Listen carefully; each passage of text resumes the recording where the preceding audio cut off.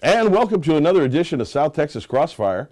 This is Attorney Joe Flores reminding you to join us each and every week right here on KTMV with the Lopez family. Special thanks to Don Humberto Lozano Lopez. He passed away in 2011, but I tell you what, he's honored, he's venerated, he's never forgotten. Latinos would not have a voice in South Texas without his broadcasting, the last independent family station. And also special thanks to Ernest Primetime, one of his sons that makes this happen. And of course, my good friend, the broadcaster, Carlos Lopez, CEO of Lopez Broadcasting.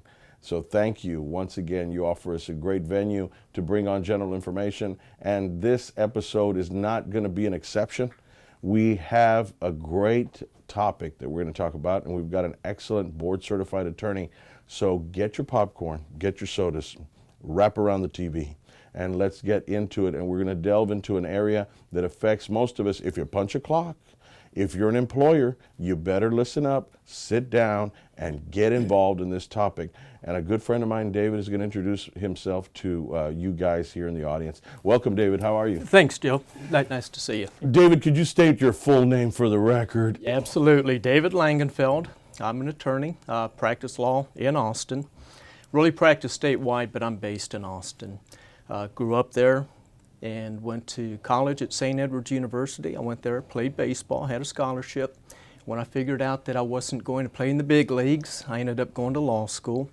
Went to school out of state in Michigan, and then I came back, passed the bar, and came to Corpus Christi.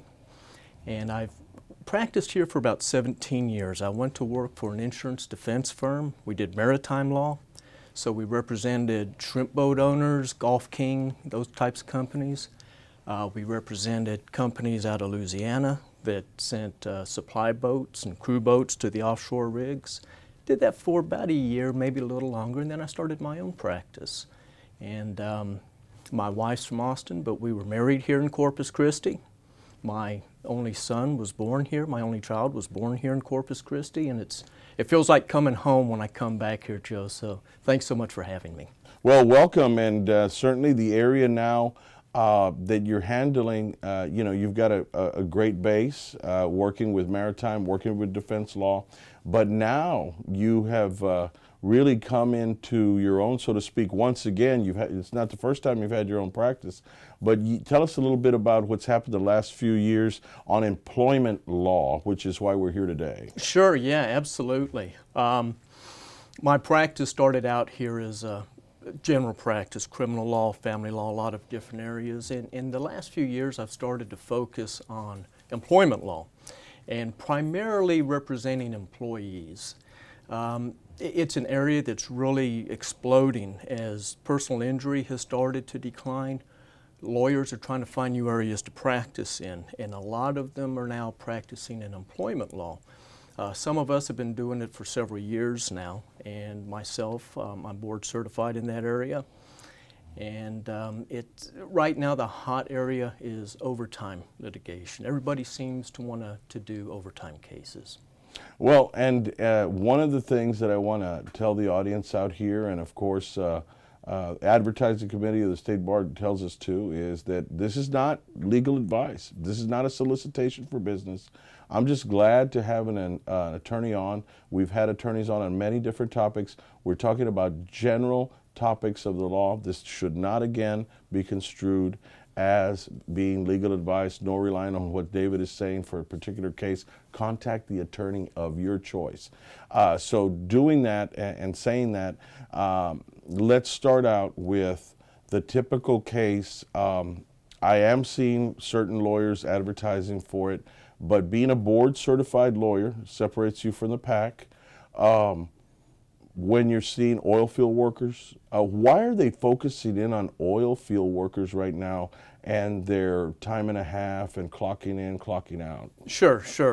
Let me start just by talking about the board certification. Sure. There are 95,000 attorneys licensed in the state of Texas.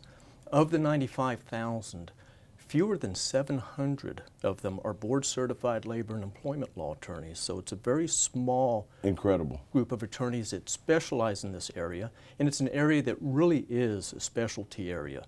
You really have to focus on it and know the law to effectively represent clients.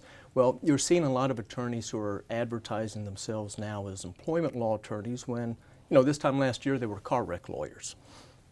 The reason that it's getting so hot in this area now is because the decline in the price of oil.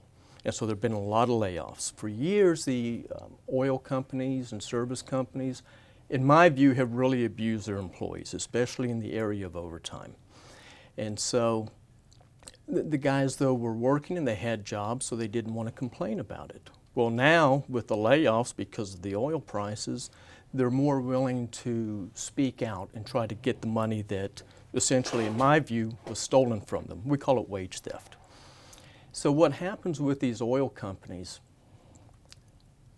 what they do a lot of times is they will have workers in the oil patches and they will classify them as independent contractors. They'll have them sign a piece of paper saying, I'm not an employee, or I'm a 1099 employee, as they refer to it sometimes. And they pay them a flat rate, a flat hourly rate, regardless of whether they work 40 hours a week, 70, 80 hours a week. They get that same hourly rate. They don't get time and a half for hours over 40. In truth and in fact, they're probably employees. There's a test called the economic realities test. And if these employees, as a matter of economic reality, are dependent upon the employer for their livelihood, they're not truly in business for themselves, then they're employees. And they deserve and they're entitled by law to be paid time and a half for all hours over 40. There's a lot of these cases out there right now. Well, a lot of people out there right now, ladies and gentlemen, the oil field affects us. Even though he may or may not be your favorite candidate declaring to run, Rick Perry did say something that was ringing true. Texas does create a lot of jobs, and a lot of that is in the energy sector. And some of you all out there who may be laid off right now, I want you to listen to this very, very carefully, because you may have suffered from that. But once again, this is not a solicitation for business. It's just providing you with the information you need to make an educated decision on whether you want to move forward with the attorney of your choice. So going back to that, if I'm hearing you correctly, I'm sure I'm not alone. My viewers, the couple of 100,000 Time Warner subscribers here, are saying, whoa, wait a minute. This almost sounds like, slave wages, because, there are certain federal laws in place. Time and a half, what happened to that? A 40-hour work week, what happened to that too? And I know that if, I'm not an employment law lawyer, but I know if you're kind of directing somebody, telling them where to show up, supplying their tools, doing all these other things, and what was that test called again? The economic realities test. Well, and the economic realities of it are these people are their bosses in the oil field. Absolutely. So some of the guys that are coming into your office, what kind of, without giving away, specifics, sure they're hopping mad. What kind of information are they bringing you that is leading you to believe that these oil companies may be acting badly sometimes? Well, it's been going on for years. And these guys are they're rig hands. They're not management employees. Sometimes they'll call them a crew leader and classify them as exempt from the overtime requirements as a manager, but they're not hiring and firing people. And they're not setting pay rates and schedules and that sort of thing. But what they are doing is they're working literally 70, 80, sometimes 100 hours a week. They're working 7 days a week. And they have no time for their families. They have no time to rest. And the oil companies are paying them these basic wages and just working them like sled dogs. And Joe, it's not fair. And of those people, how many do you think, percentage-wise, they truly qualify as employees and they should not have been 1099 contract workers? Almost all of them. Really? I've been practicing law for over 20 years, and a lot of that time has been doing employment law.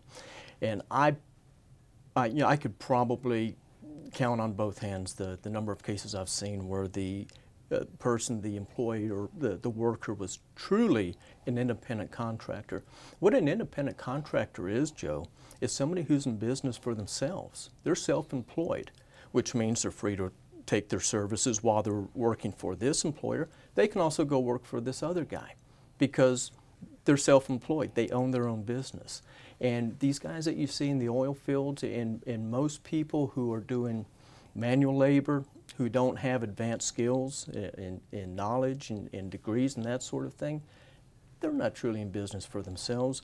They're working for that employer as an employee, and they're entitled to be paid overtime. And when these cases, let's kind of go through and I'll delve into this after the break, but just very briefly, these cases, there is a procedure. You can't just go slap down a lawsuit in court, state or federal, and just move these cases forward. Just very briefly before we take our break, how does the mechanics of this happen? They come in, they tell you they haven't been treated fairly. You see that this is something I may be able to help you with. What happens next? Well, these cases are not like, for example, in an employment discrimination case. You don't have to go through a state or a federal agency. You can go file your lawsuit immediately. And that's often what I do. I used to, when I did these cases, I would contact the employer and say, hey, look, I'm representing this person. I think they're owed this money. You know, here's what we think is right. Well, they would go behind my back, go directly to the employee, pay him the pittance, and then say, hey, we've settled the case, it's over. So really what I do is I do file the lawsuit. I file it immediately. If it looks like it's a systemic problem, that it's been happening to a lot of employees, I'll file it as what's called a collective action, which is like a class action, but technically there's some differences. Serve the defendant, the company, with a lawsuit, and then take it from there. And when they get that, what is the general response? Is it immediate, or is it more sort of stalling tactics, or what happens? Well, the beauty about these cases is these are federal court cases. Texas doesn't have an overtime law. So these cases are governed by the Fair Labor Standards Act, which is a federal law. It was passed in 1938 by Congress, right on the heels of the Great Depression.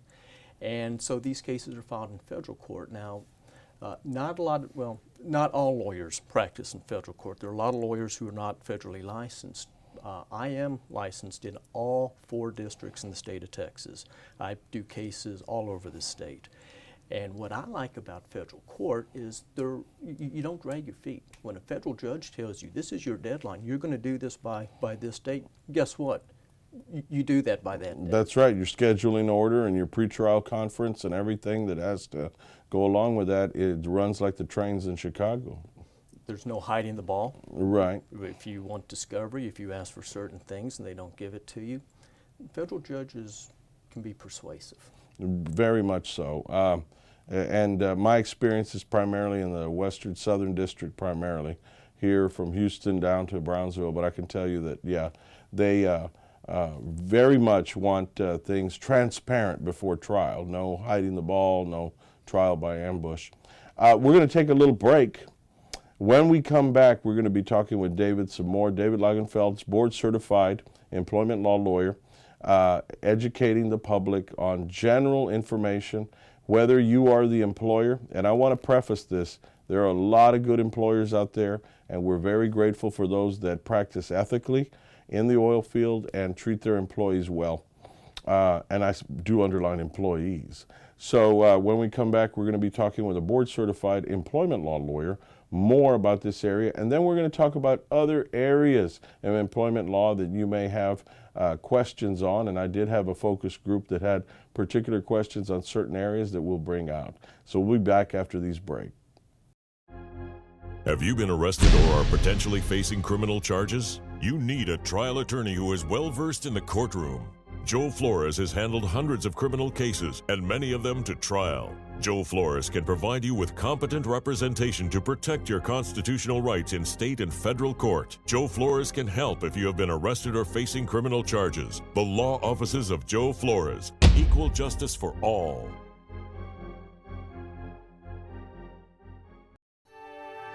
Hi, this is attorney and board-certified nurse practitioner Joe Flores on behalf of Vasquez Flores Home Health. Nursing homes have their place, but having care in your own home is very important. Call today for more information. Backed by over 20 years of experience, registered nurse Priscilla Vasquez can answer your questions about home care.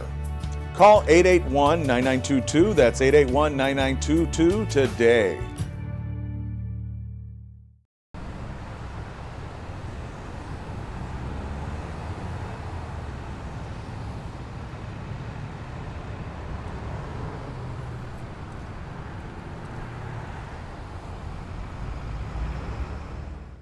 And we're back after a brief break. We want to thank our sponsors, River City Hospice, 882-5900, Hope, Dignity, and Love, It's Gotta Be Hospice, and also Vasquez Flores Home Health, 881-9922. If you want a job, if you want to start an exciting career in healthcare, that's where to go. Also, nursing homes have their place, but staying at home with dignity and autonomy is very important. Call Priscilla Vasquez today, RN, 881-9922. Well, we're back with David Langenfeld and board-certified attorney, and we were talking about the oil field and the layoffs, but we were more importantly zooming in on why these people are not being paid overtime. David, welcome back. Thank you, Joe. Well, David, we left off on the break about what constitutes an employee, what constitutes a contractor, and what doesn't. So I guess the high points and the litigation that you handled were covered, but let's go back and summarize. If you are somebody who works in the oil and gas business and got laid off or are afraid to get laid off or maybe didn't get paid what you think you should have gotten paid, what's the first step? Well, the first thing you should do, Joe, is to contact a lawyer. And I would, of course, recommend one that specializes in labor and employment law. Best way to do that, I think, is to find somebody who is board certified. Most board certified employment law attorneys that I know work for big defense firms. They represent the employers, the big corporations. There are some of us board certified lawyers that represent the employees, the Thank little God. guys. Thank God. I wish there were more of us out there. But what I would recommend is that you contact a board certified lawyer, explain to that lawyer what the situation is, and find out what your rights are. So many people believe that if they're called an independent contractor, they're not entitled to overtime. The other big misconception is that if you get a salary, you don't get overtime. It's much more complicated than that. Just because you get a salary doesn't mean you're not entitled to overtime. So if you receive a salary and you don't get paid overtime, you should maybe talk to an expert in the field. And let me stop you there, because you know how many people, hardworking, primarily women that I've talked to, that they say, we're going to make you a manager. Yes. And we're going to give you all this responsibility. And the ego thing lasts about a month. They say, finally, I'm recognized for all my hard work. And then they're making them come in on Saturday. Yes. And then they're making them stay away from their kids and dinner time and everything in the evenings. And then their family suffers. When you call somebody a manager, what's the difference between a manager and an employee? Well, managers are employees, but they are classified as exempt from the overtime requirements of the FLSA, which means that if they get a salary and they truly are managers, they're not entitled to be paid overtime, because the thought is the salary is going to be enough to compensate them for the hours they work. But of course, a lot of employers abuse that. Calling somebody a manager doesn't mean they are a manager. A lot of times Walmart's famous for this, they'll call people shift leaders, crew leaders, that sort of thing. Office managers in certain businesses. The real key is, does this employee have the right to hire and fire people? Are they the ones that are setting the pay rates? Are they the ones that are setting the schedules?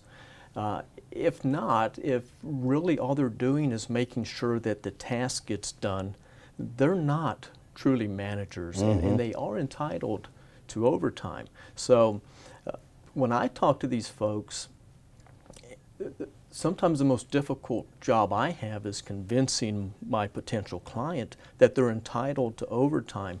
It's just so ingrained in them that, well, I get a salary, so I don't get overtime. A lot of employers think that's true. I've defended cases against lawyers who said, well, we didn't have to pay overtime, we paid a salary. And they don't realize it's much more complicated than that. Really, even lawyers have done this. Lawyers have done this. Well, I'm going to switch over a little bit a español. Vamos a hablar nuestro idioma. Y aquí está David Langenfeld para ustedes que están aquí con mi televisión, mi programa aquí. Lo agradezco mucho para mirando esta televisión aquí. Pero estamos hablando de empleados y también de empleadores que están pagando el pago y medio, también exigiendo también que si están trabajando más que 40 horas por semana. Y también si no pueden hablar inglés, pueden hablar aquí si tienen unas preguntas a 361-887-8670. Recuerde que su voto es su voz. Si no votas, no puedes quejar después. Y también David, I'm getting the vibe que él entiende también un poco del español. So, a lot of the time, people out there, when we're speaking Spanish, we're also addressing those people who may have a green card, that may have come to this country and are doing things the right way, and that are getting cheated out of their rightful pay.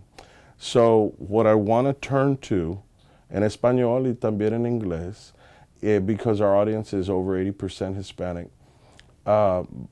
is discrimination because of your color, because of your ethnicity. I understand that you handle those too, so please, ladies and gentlemen, pay attention. Especialmente si ustedes hablan nuestro idioma español y son latino, it's very important for you to pay attention to this. Now, David, we're here talking about Fair Labor Standards Act. Right. But let's talk about discrimination, some of the cases you've handled there. Latinos, blacks, women, gender discrimination, and our counterparts that are white, Anglo-Saxon, Protestants, males. They sometimes, I see and hear, reverse discrimination, which I think is true. I think that they have been discriminated against in the inverse also. So you just don't have to be black or Hispanic, right? Well, that's true, Joe. There is such thing as reverse discrimination. It's not real common, of course. Usually the folks that are being discriminated against are the minorities. And it's, let me tell you, there's been studies where groups will respond to jobs that are posted, and they will send the exact same resume to the potential employer. One resume will have a name on it that appears to be a white male. The other resume with the exact same qualifications has a name that identifies a person as a racial or an ethnic minority. That person is 50% less likely to be called for a job interview when all the qualifications are the same. So, unfortunately, discrimination is alive and well in this country, and there are lawyers, I'm one of them, I'm proud to be one of them, that I know I can't end it, I can do my part, but I can make the folks that are doing it pay for it. What industries are you seeing this in that's very prominent? I know a lot of Latinos down here in South Texas work oil field. I have heard of discrimination within the workplace, hostile work environment, racial slurs, things like that. But as far as being discriminated against, who are the big industries, which ones rather, are the big industries that you're seeing that this is impacting? It's widespread. It's across the board. Unfortunately, it really doesn't differentiate from industry to industry. I think you probably see it more with the blue-collar folks, of course, service industries, people who provide labor, those sorts of people.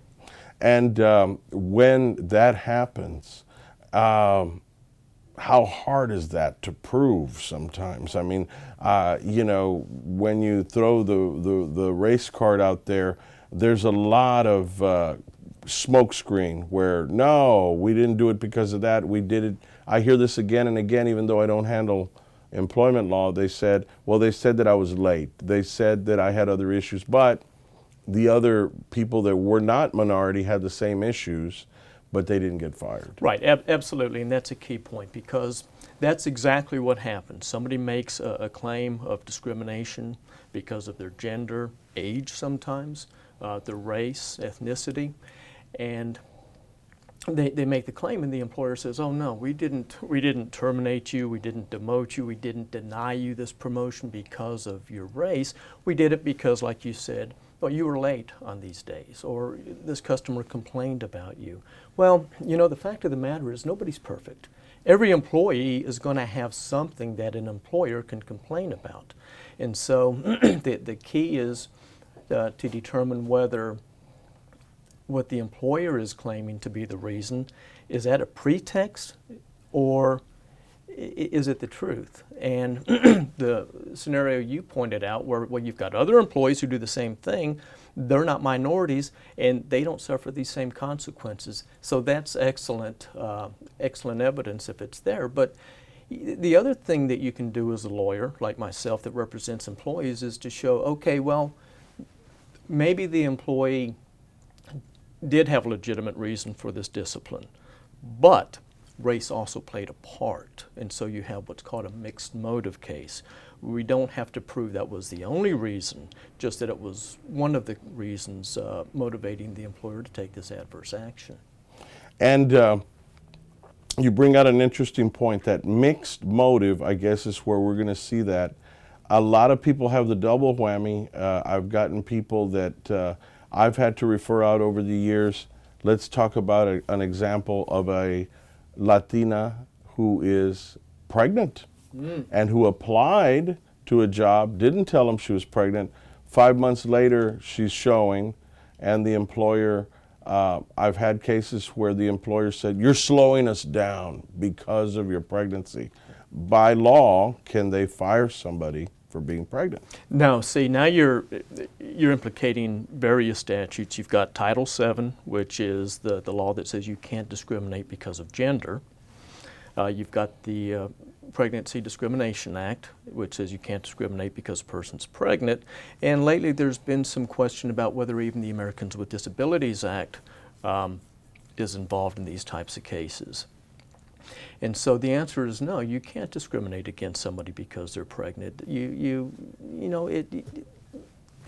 have to allow people to do their jobs. And simply because a person's pregnant, that's no reason to discriminate against them. Now let's delve a little bit more into my example. If the person was compensating short of breath, maybe they were in a key sensitive job position where sleepiness, drowsiness, shortness of breath, swelling of the feet, things that are associated with pregnancy, how does that impact? And perhaps if the employer, I know there's very competent lawyers out there representing in companies that are board certified like yourself, so are they any affirmative defenses where they're saying, well, it's not because of the pregnancy itself, but because of the medical conditions it created that are endangering other workers? Sure, absolutely. I mean, if there is a legitimate business-related reason to take whatever action it is, well, then employers are entitled to do those things, of course, within reason. So yeah, there are certain defenses like that that are available to employers, and there should be. But I guess the question I'm getting to is, what is the employer's duty if that person is very pregnant, congratulations, but at the same time they are not doing their complete job? Do they have a duty to accommodate that person? Sure, yeah. Under the Americans with Disabilities Act, if you have conditions other than just the pregnancy, things that are complicating the pregnancy and the health issues, then yeah, under the Americans with Disabilities Act, I believe the employer has a duty to make reasonable accommodations. If the person is constantly required to stand, if they can sit for a while, if they can take more breaks, if they can do that sort of thing, then the employer has a duty to accommodate those folks. And we're staying within the confines of the Latino example that I was using also. There's mixed motives, as you said, sometimes. So it might be that the person was Latina, they were reluctant, but they hired anyway because they wanted to look diverse. Right. And then they find out she was, and what if somebody makes a comment like, well, you people are always making babies, or things like that? What would that trigger?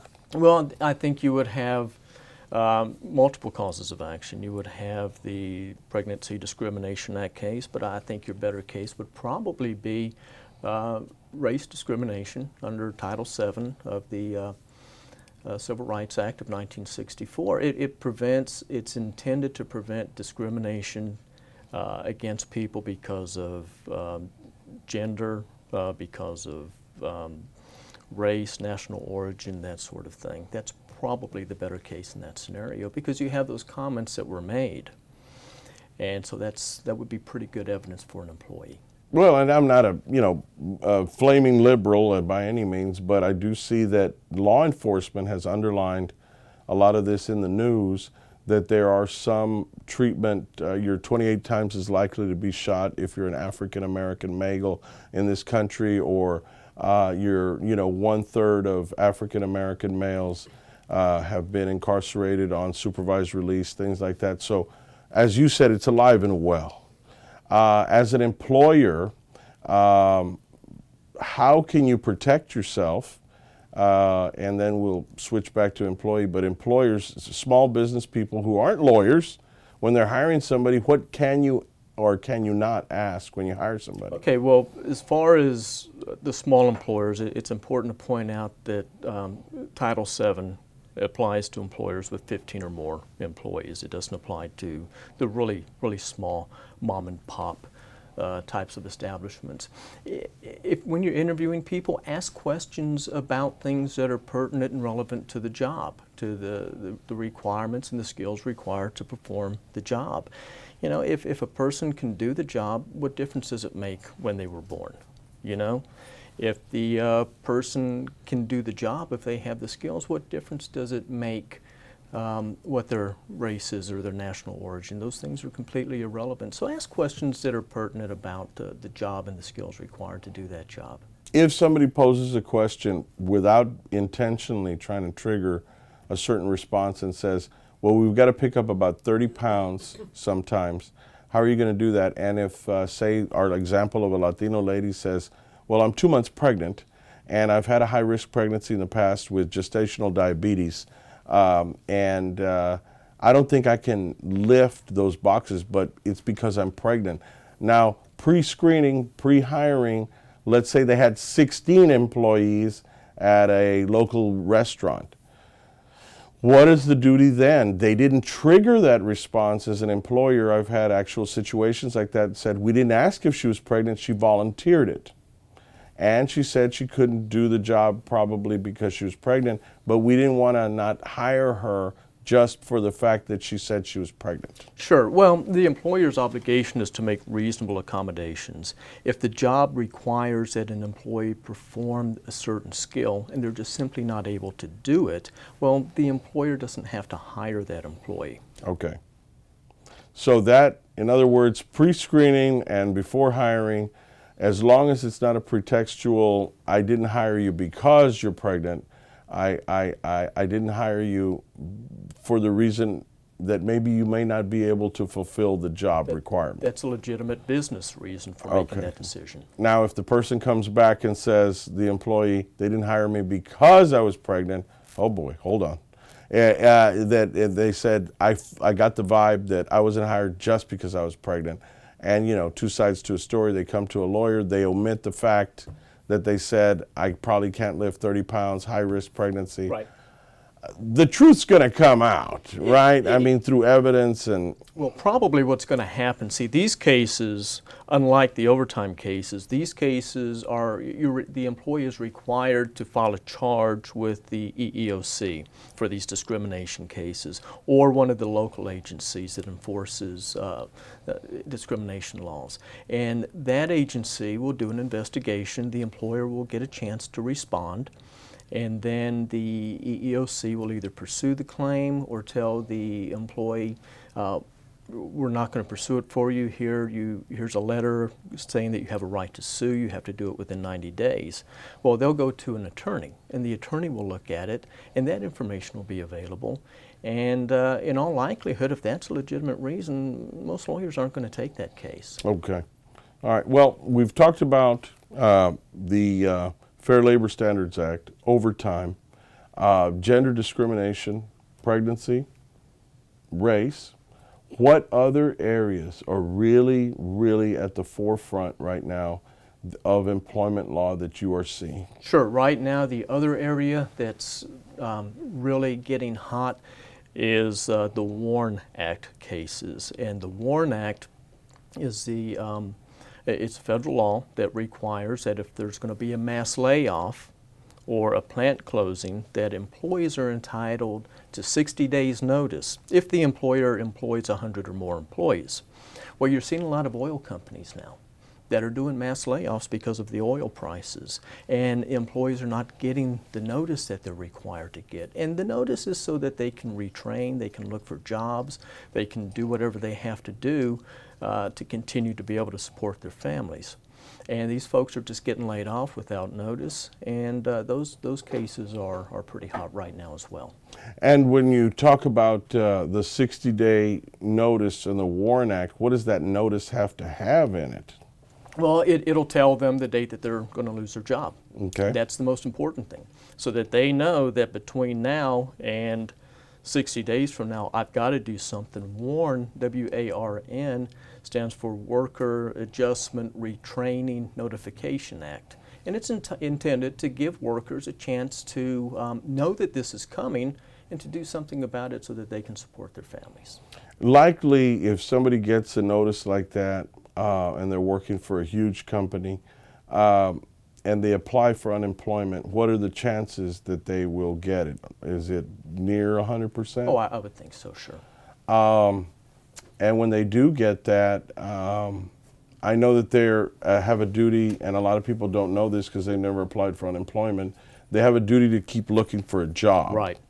And how stringent are those requirements? Does it vary from county to county, region to region in Texas, where they're saying, well, you have to look for a certain amount of job contacts? Yeah, I don't practice a lot in that area, but I do know that there are certain requirements, and they're supposed to be the same statewide, but you and I both know that from jurisdiction to jurisdiction, laws are enforced differently. Well, let's change gears a little bit. I always give attorneys especially, and all my guests, closing arguments.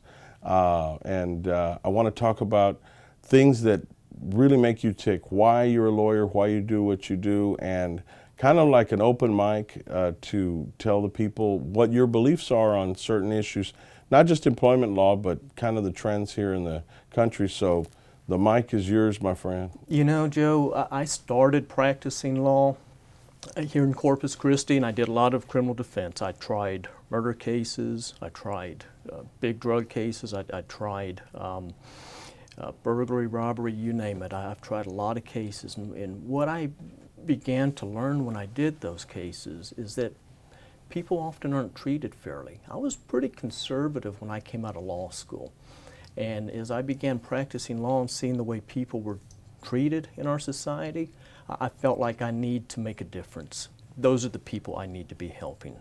And my favorite saying is that, you know, what I do, what really makes me tick is I love to pick fights with bullies. Okay, I like to throw rocks at the giant because, hey, my name's David, all right? Right. That's what I do. Right. And it gives me a great sense of purpose and fulfillment when I represent a little employee against a Fortune 500 company, and in the courtroom, we're equals, okay? In the courtroom, my clients have the same rights as their employer. And when the case is over and we prevail, and by prevail I mean we just get what we're entitled to, and we've done that, and my little client looks at me and says, thank you, you know, that's what makes me tick. And those cases, you know, I think are becoming more difficult because of the legislation and mandatory arbitration clauses. They're trying to take away the trial lawyer from the courtroom, and they're closing the courthouse doors. I mean, what cases have you seen that really, other than with tort reform or well, it's not reform, malform maybe, that really have limited a person's right to their day in court in nursing home cases, med mal? What other areas of the law are you seeing that have really closed opportunities for people to have their day in court? Oh, sure.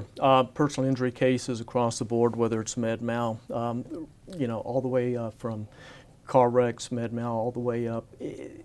folks are denied their day in court, and it's contrary to what we believe in as Americans. I mean, that is where the little guy has the same power as the giant in a courtroom. And there have been a lot of special interest groups that have worked very hard and very successfully to deny people those rights. But the thing that I like most about employment law is it's untouched by tort reform. It's federal law. The state tort reform things that have been going on haven't affected that. And as far as arbitration goes, I don't have that big of a problem with it in employment law cases, because when a defense lawyer tells me, well, we're going to go to arbitration, my response is, that's great. If I win, that just means I don't have to deal with the Fifth Circuit. Right, And exactly. the Fifth Circuit, of course, is the federal circuit that reviews trial court cases in this area, and it's very conservative. And that means, you know, a lot of the time that the little guy who is taking on the giant may have their case overturned. Absolutely, absolutely. Not to say that the Fifth Circuit all the time upholds those kinds of things, but we do have a conservative circuit. This is not the Ninth Circuit, or, you know, so we do have a very conservative court. And I think we have some very fair courts when it comes to employment law cases that I've seen. But that's why I took the opportunity to bring you on. If people have other questions or maybe comments on the show, is it okay if I put down your email, Facebook? You're on Facebook. What's the best way to contact you if people have certain questions? Sure, absolutely. Email is dglattorney@gmail.com, David Gene Langenfeld Attorney @gmail.com. You can find me on Facebook. The thing is, there aren't many David Langenfelds out there. There's one Right. Langenfeld that practices law in the state of Texas, and you're looking at him. There you go. So I'm easy to find, and I'm happy to talk to anybody about any potential case. Well, this is just the beginning of a long conversation, because employment law affects all of us, whether you're the employer, the employee, and you know, especially now with the layoffs that are happening. I don't like to date my shows, but I think this is a long winter of layoffs in the oil field, and you're going to see more cases like this. So it's dglattorney@gmail.com or on Facebook. And if you all have any questions, input, or you always reach me, joe@floreslawfirm.com, or 361-887-8670. And I want to thank you for coming on, my friend. Thanks for having me, Joe. Thank you. Board certified attorney David Langenfeld, and he's here educating us on the general areas of the law. We talked about overtime, we talked about fair labor standards, pregnancy, discrimination in the workplace, and other areas of the law. So if you have more questions, please contact us or call the station 904-1762. We're out of time, but I want to thank you all for joining us as always. Los quiero mucho, mi raza, and thank you, and God bless.